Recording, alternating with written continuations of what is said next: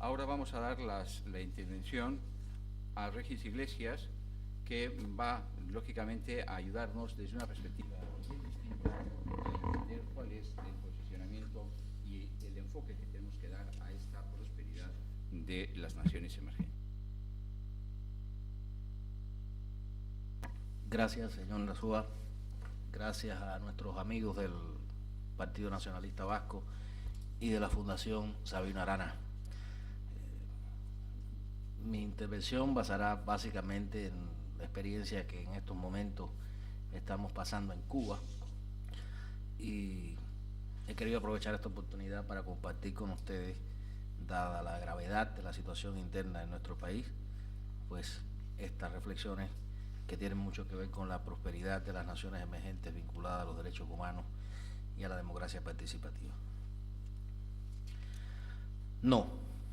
No puede haber prosperidad sin libertad, sin respeto a los derechos inalienables de la persona humana.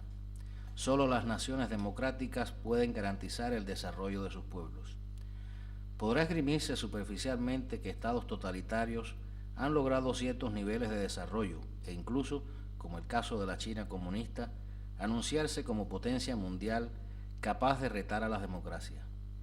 Pero ¿qué es la China comunista sino una gran factoría de mano de obra esclava, con insuperables contrastes sociales y de desarrollo y una inmensa prisión para sus ciudadanos, un imperio cruel para los pueblos que somete?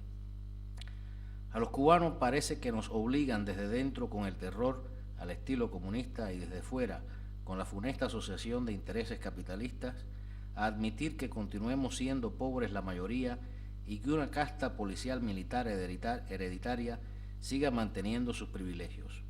Esto es inaceptable. Mientras en Cuba no exista un Estado de Derecho, mientras la libertad para asociarnos, la soberanía popular no sea respetada, el elegir y participar del gobierno de nuestro propio país no sea una realidad cotidiana, la posibilidad de que realmente lleguemos a constituirnos en nación próspera por el esfuerzo emprendedor individual y colectivo de nuestra gente seguirá siendo una quimera. El grupo de poder anuncia pírricas cuotas de actividades comerciales locales que solo sirven para mantener más sometido y extorsionado al ciudadano, pues depende de su adhesión al régimen el lograr alguna licencia para administrar pequeños negocios familiares y el arriendo temporal de tierras. Pero el régimen sigue conservando para sí la mayor y mejor oportunidad de negocios, incluso con empresarios foráneos. El cambio fraude es el reciclaje y conversión abierta en capitalistas de quienes han sostenido el régimen en Cuba, es el clientelismo llevado a su máxima expresión. Mientras se permiten, no como derecho, sino como concesión, que el pueblo asuma algunos servicios comerciales en dependencia del grado de adhesión individual a ese poder. La Junta Económico-Militar cubana llegará incluso a tolerar alguna libertad virtual. Permitirá, según su grado de utilitarismo político y económico, que algunos cubanos salgan de la isla para que trabajen y regresen con dólares o euros que ayuden a la economía de los privilegiados mandantes, quitándose de encima a los molestos que despedirán de las empresas estatales quebradas desde hace mucho. El cambio fraude también traerá la devolución a sus legítimos dueños, pero sin compensación, antiguas ruinas religiosas a la Iglesia y empresas herrumbrosas a los más cínicos y oportunistas empresarios exiliados. Es el modelo salvaje del capital comunismo del nuevo siglo. Es el híbrido tenebroso que sirve para mantener los privilegios de una clase corrupta sobre los derechos de las personas. El régimen cubano mira hacia China, tal vez más hacia Rusia, Venezuela, Bolivia, Irán, Vietnam, y quizás ves que es posible encontrar nuevas fórmulas de rehacerse manteniendo la opresión y ganar millones de pasos. Pretende el régimen que el capital occidental legitime la opresión y la pobreza de la mayoría desposeída entre nosotros. Quieren los jerarcas de esta Junta Económico-Militar de la isla que se dé por bueno el cambio fraude con que embeleza a los más ávidos comerciantes capitalistas de Occidente. En 1958, en Cuba, se reconocía como derechos el poder viajar libremente. Los cubanos podían entrar y salir de su país libremente, podían escoger el lugar de nuestra geografía donde residir. Los cubanos tenían prósperas empresas, conducían lujosos automóviles. También en el Chile de la dictadura militar, Los chilenos podían viajar al exterior, tener empresas, conducir automóviles propios.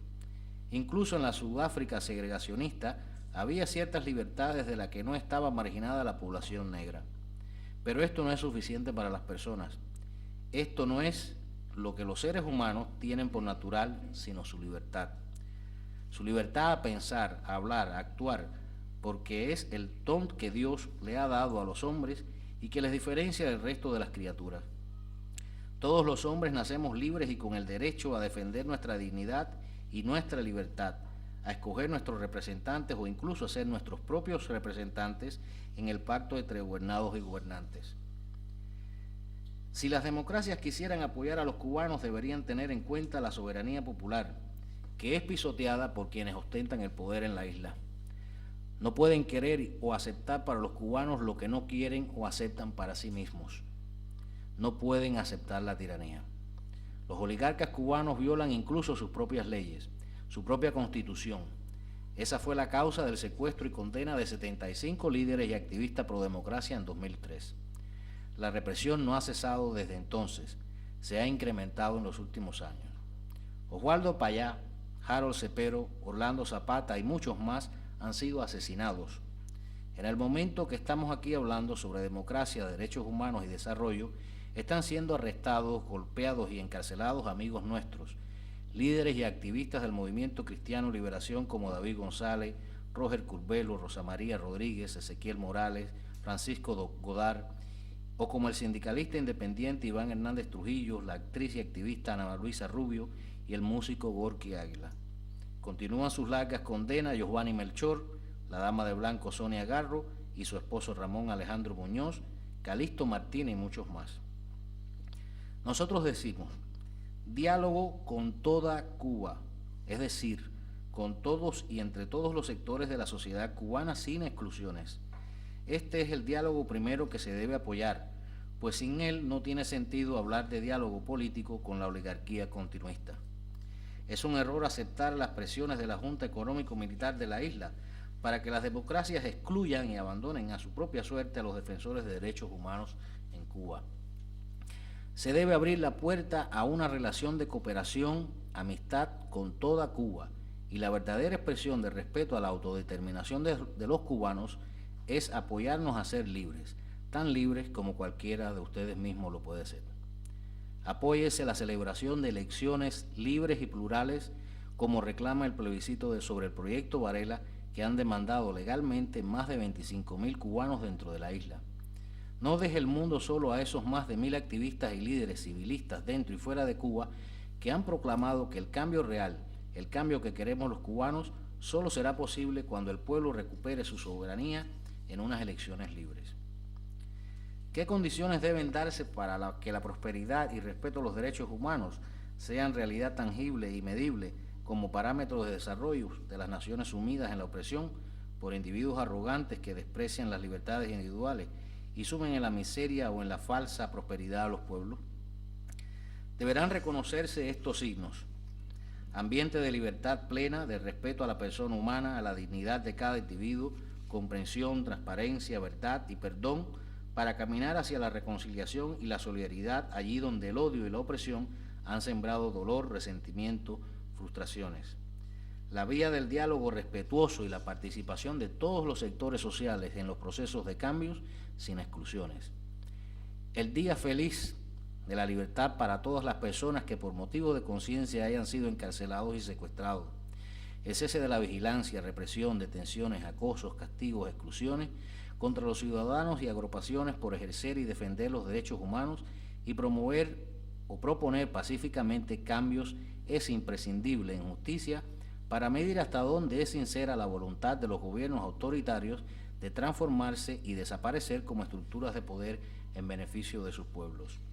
La derogación de las legislaciones injustas y aprobación de nuevas leyes que garanticen inequívocamente la libertad de expresión y asociación y la implementación de vías para que todos los ciudadanos, instituciones y agrupaciones tengan acceso a los medios de difusión y a Internet y se puedan formar legalmente organizaciones sociales, políticas y de otra índole con respecto a la dignidad humana, la independencia nacional y el pluralismo de ideas y la diversidad.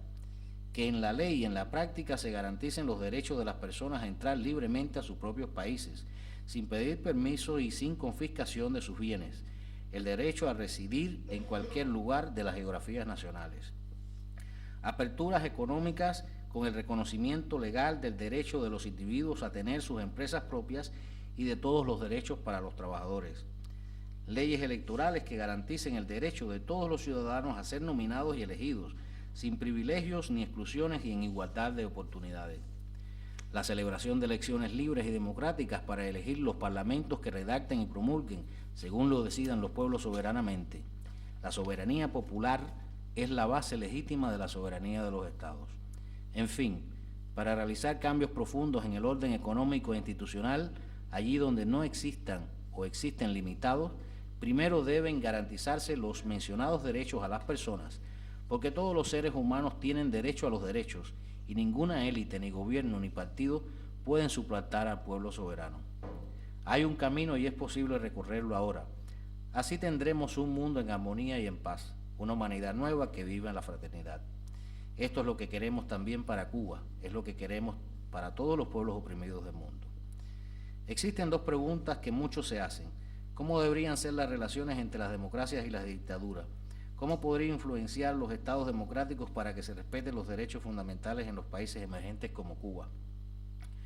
Estas preguntas, pese a que pudieran plantear un complejo dilema diplomático para las democracias respecto a su trato con regímenes totalitarios, tienen una respuesta tan sencilla como la sencilla verdad que un carpintero en Galilea nos enseñó hace 2000 años. Ama a tu prójimo como a ti mismo. Esta es la clave que respondería éticamente a un asunto tan grave. Las relaciones entre estados no son posibles sin que primero las personas se encuentren y se conozcan mutuamente, porque primero se trata de la persona humana.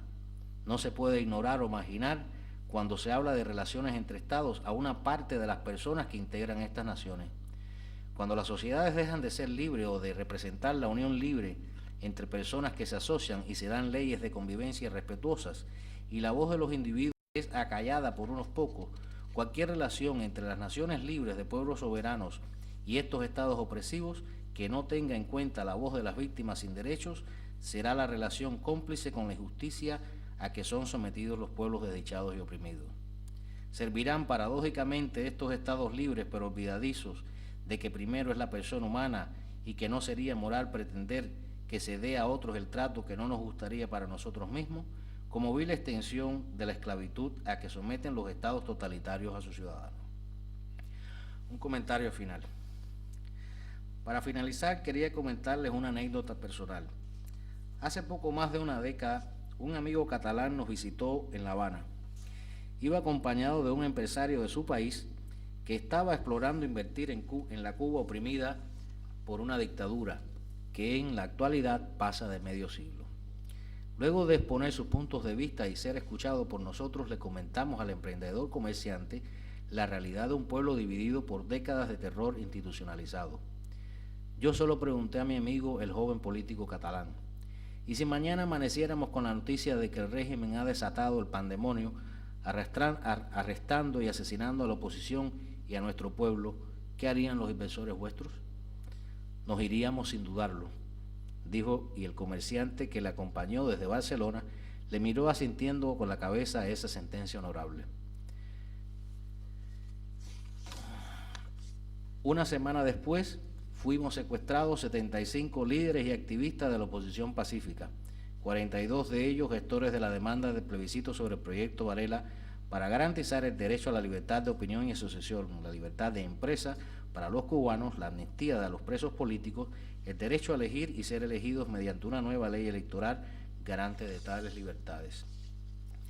Hace 3 años, cuando nos reencontramos en Cullera, la hermosa ciudad mediterránea, donde fui ubicado por las autoridades españolas luego de gestionar mi destierro directamente desde una prisión cubana, a donde fue a vernos para darnos un abrazo y ponernos al día, pasados 7 años y medio, le pregunté a Salvador Sedó: Salva, ¿y qué fue de aquel empresario que nos llevaste una semana antes de nuestro arresto?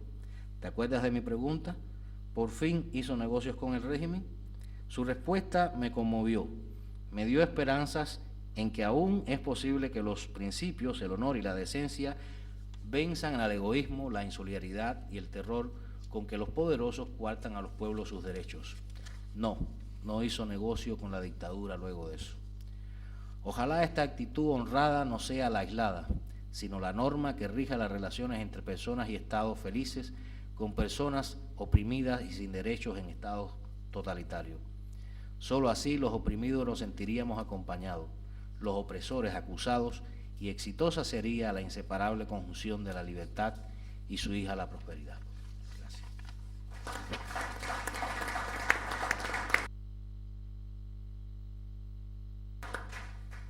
Muchas gracias, Regis, por tus palabras.